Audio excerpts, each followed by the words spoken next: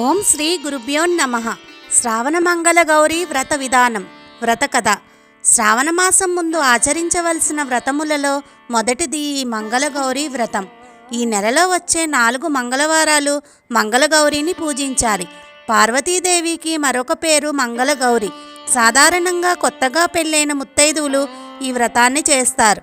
ఈ వ్రతాన్ని ఆచరించడం వల్ల మహిళలకు సౌభాగ్యకరమైన 5వతనం కలకాలం నిలుస్తుందని ప్రతీతి.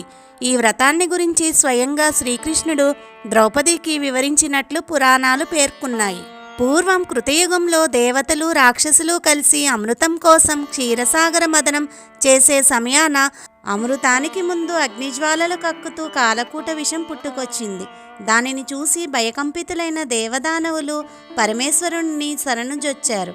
ఆ సమయాన పరమేశ్వరుడు మందహాసముతో చిరునవ్వు నవ్వి, ఇప్పుడు నేనేమి చేయను అన్నట్లు పార్వతీ వైపు చూచాడు. ఆ సర్వమంగళ స్వరూపిణి అయిన జగన్మాత భర్త చూపులోని ఆంతర్యమేమిటో గ్రహించింది.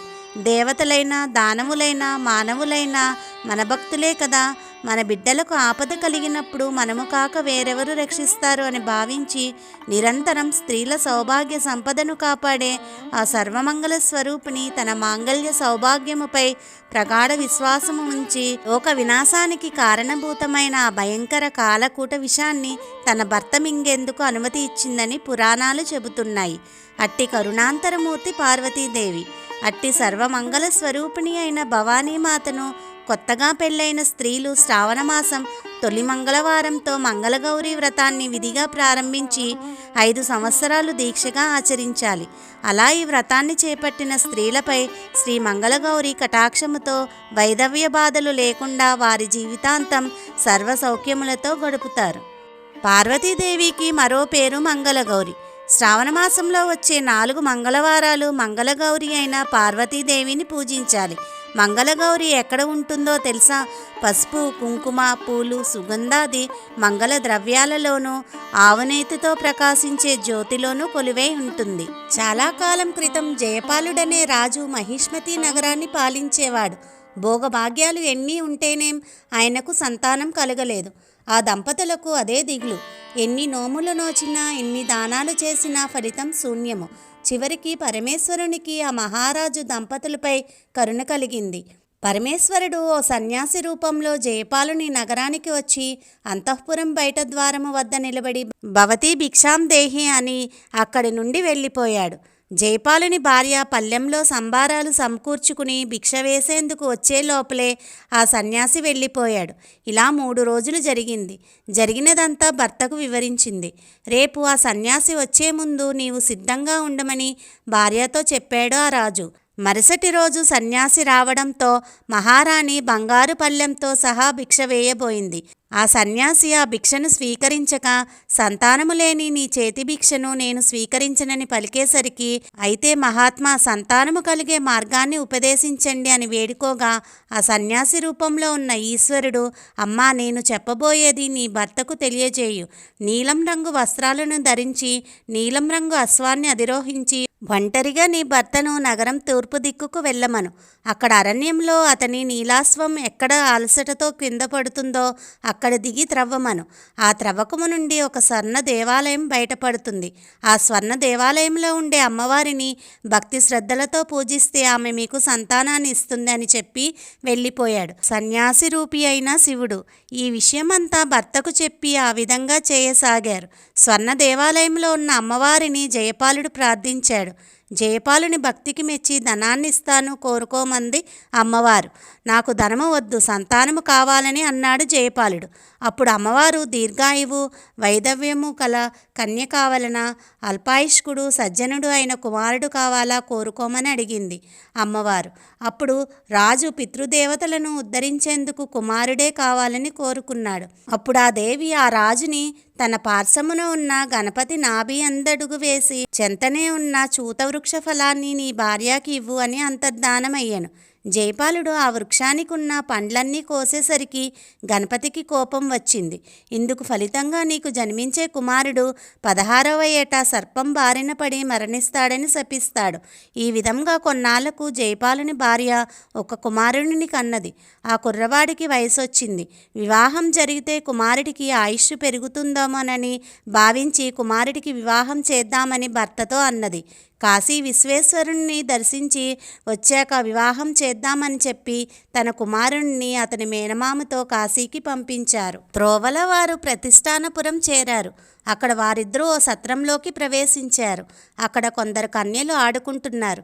వారిలో సుశీల అనే కన్య మరొక కన్యతో గొడవపడగా ఆ కన్య సుశీలను ముండా రండా అంటూ కోపంతో దుర్భాషలాడింది.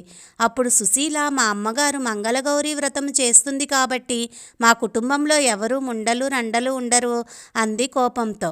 జయపాలుని కుమారుడు శివుడు, అతని మేనమామ ఇదంతా జరిగేటప్పుడు అక్కడే ఉన్నారు. తన మేనల్లుడు అల్పాయుష్కుడు అన్న సంగతి అతనికి తెలుసు. మా ఇంట్లో ముండలు రండలు ఎవరూ ఉండరు. మా అమ్మ శ్రావణమంగళ గౌరీ వ్రతం చేస్తుంటుంది అన్న సుశీల మాట వినేసరికి శివుడి మేనమామకు ఒక ఉపాయం తోస్తుంది. సుశీలను శివుడికిచ్చి వివాహం జరిపిస్తే అతనికి తప్పకుండా మంగళ గౌరీదేవి అనుగ్రహం లభించి పరిపూర్ణ ఆయుష్కుడు అవుతాడని భావిస్తాడు. మేనల్లుడు శివునితో సహా శివుని మేనమామ ధ్యానములో ఉన్న సుశీల తల్లిదండ్రుల వద్దకు చేరి శివుడనే బాలుడు నీ కూతురికి తగిన భర్త అని దేవుని వాక్యముగా వారిని నమ్మిస్తాడు. దాంతో సుశీల శివుడుల వివాహం జరిగిపోతుంది. పెళ్ళైన ఈ కొత్త దంపతులు ఆ రాత్రి బ్రహ్మచర్య వ్రతాన్ని పాటిస్తారు. మంగళగౌరీదేవి ముత్తైదు రూపంలో సుశీలకు కలలో కనపడి నీ భర్త అల్పాయుష్కుడు, ఈ రాత్రితో అతని ఆయువు చెల్లింది, ఈ దోషమునకు మార్గము చెబుతాను విను అని ఈ విధంగా చెప్పింది. కొద్దిసేపట్లో ఒక కృష్ణసర్పము నీ భర్తను కరవడానికి వస్తుంది. వెంటనే నీవు నిండా పాలు ఉన్న ఒక కుండను దాని ముందు ఉంచు. అప్పుడు పాము ఆ ఘటంలోకి ప్రవేశించాక వస్త్రంతో ఆ కుండమూతిని గట్టిగా కట్టి ఉదయాన్నే దాన్ని నీ తల్లికి వాయనం ఇవ్వు. దాంతో నీ భర్తకా గండము తప్పిపోతుంది అని అంతర్ధానం అవుతుంది. శివుడు తన మేనమామతో కాశీయాత్ర పూర్తి చేసుకుని తిరుగు ప్రయాణంలో భార్య సుశీలను తన ఇంటికి తీసుకుని వెళ్తాడు. విషయం తెలుసుకుందామని శివుడు సుశీలను తన ఆయువు ఎలా పెరిగినదని అడుగగా అంతా శ్రావణ మంగళ గౌరీ వ్రత ప్రభావం అని చెప్పినది. ఈ విధంగా కృష్ణుడి ఈ కథను ద్రౌపదికి చెప్పాడు. పూజా విధానం: ఒక శుభ్రమైన పీటను పసుపు కుంకుమలతో అలంకరించి దానిపైన ఒక ఎండు కొబ్బరి చిప్పలో పసుపుతో చేసిన గౌరీదేవిని అలంకరించాలి. పసుపు వినాయకుడిని కూడా అలంకరించాలి. ముందుగా వినాయక పూజ చేయాలి. కలశం ప్రతిష్ఠించే సాంప్రదాయం ఉన్నవారు కలశాన్ని పెట్టి కలశ పూజ గావించాలి. ముందుగా వినాయకుడికి నైవేద్యం సమర్పించాక మంగళగౌరి లేక ఫణిగౌరీదేవి అష్టోత్తరం చదివి అమ్మవారి ముందు 5 ముడులు, 5 పొరలు కలిగిన 5 తోరాలు, 5 పిండి దీపారాధనలు పెట్టి పూజించాలి.